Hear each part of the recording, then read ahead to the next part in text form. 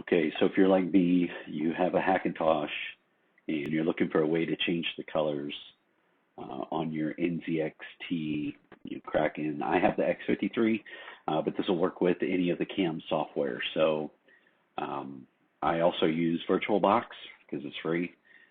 So the best way to do it is if you have your Windows 10 virtual machine, go into the settings, go to the ports, USB, add, you should see the NZXT right here.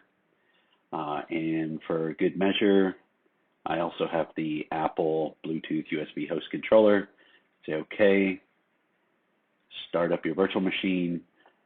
In my virtual machine, I installed the CAM software, and of course, I couldn't find anything. It couldn't see it at all because the USB was not attached. So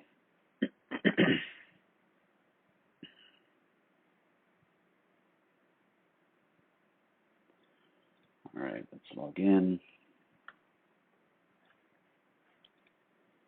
And you can see here, I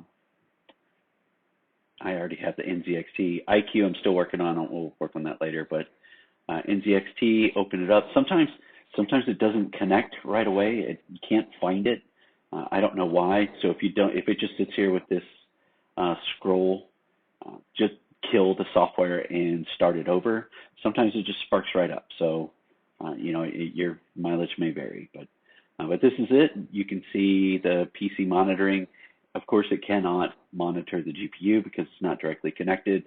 I know it can see the RAM in the CPU, but it doesn't really give you all of the information, right? Because, well, it doesn't really know. You're in a virtual machine. So none of the other stuff will work, but this will give you a good way to get in and change the color scheme of your Kraken, right? So that's it.